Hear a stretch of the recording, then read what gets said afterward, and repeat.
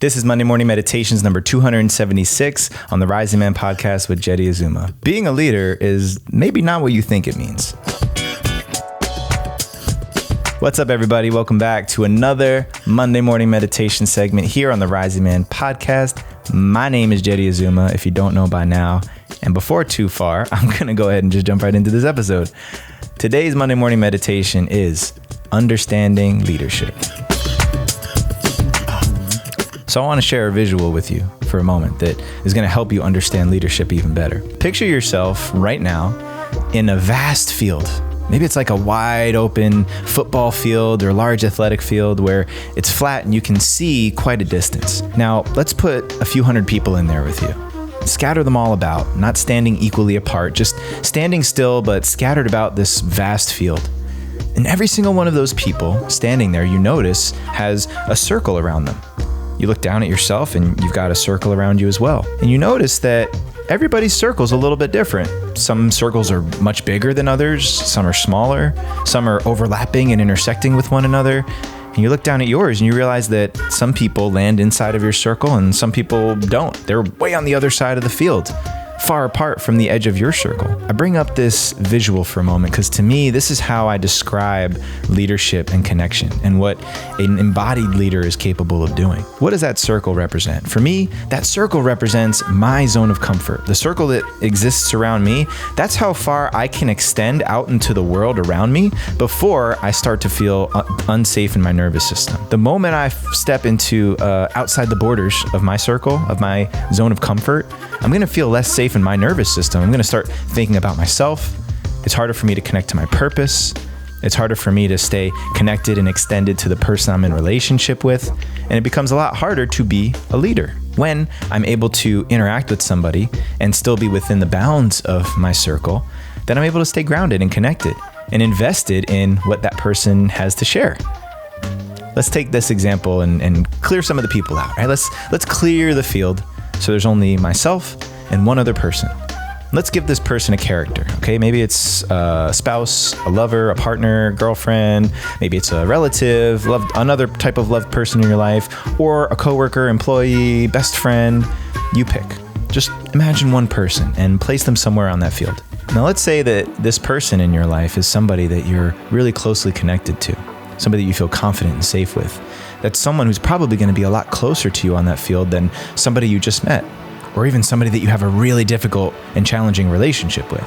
It's very likely that if you already feel safe with that person and you have a strong connection with them, then your circles are going to overlap. And even though I might have to migrate away from the center of my zone of comfort to meet this person where they are, I don't have to wander to the point where I now feel unsafe within myself. Those relationships are really great. Here's another example. Let's say somebody that I just meet. I go to a social event tonight and I meet somebody who's into embroidery.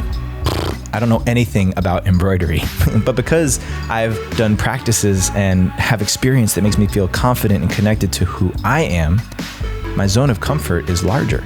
That circle that I stand in is more expansive. It covers a greater circumference. And so when I meet to extend to this person who is very timid and shy and all they really want to speak or share about is something that they're confident and passionate about, I can migrate away from the center of my zone of comfort and meet him or her where they're at and let them talk about embroidery and invite me into their conversation. And I can be fully connected and interactive with this person, because I don't have to think about my safety and my comfort. Let's think, how do we get there? How do we get to this point where now I can extend to more and more people?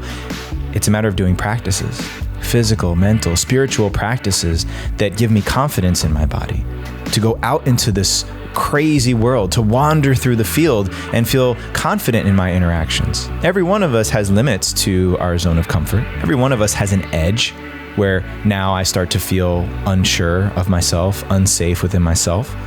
But the degree to which we've done the work is relative to how large that circle can be.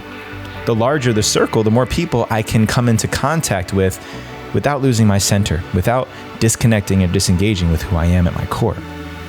So if I find myself again out in the world in a field of people, and I've done the work and I've grown my zone of comfort so that it's so vast, I can migrate away from the center of my circle and meet other people where the edges of their zone of comfort are. You see, if you can start to imagine and visualize that the people who are leaders in the community are the ones who are confident and grounded in who they are. Genuinely, not some mask that we put on to make it seem like I'm confident in who I am, but genuinely, authentically grounded in my presence. It allows me to extend and connect with more people and to be of service. That's what service leadership looks like. I'm willing to migrate away, further away from my center of my zone of comfort to meet you where you are, to be of service to you, to connect with you, to help you extend and grow and expand. Because that's the whole goal. If we can all grow and expand our circles and these zones of comfort that we have, well, then we can be in more genuine connection with more people. And being in more genuine connection with more people can only yield a positive result. So think about this. Think about how this plays out in your life. Where are the edges of that zone of comfort that you have? And at minimum, maybe this will help you understand the places and the circumstances and situations in which you feel comfortable extending yourself to others, and other situations where maybe you don't.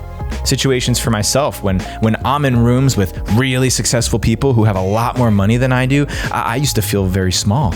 I used to have a very small circle and zone of comfort. I had to wait for those people to meet me where I was, or be invited to stretch my circle a little bit to connect with other people.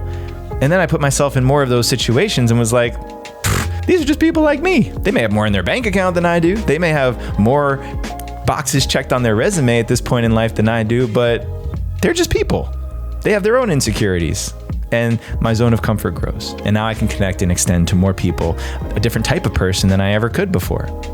And you get to do the same thing in your life, because that's how leaders think. That's what leaders do.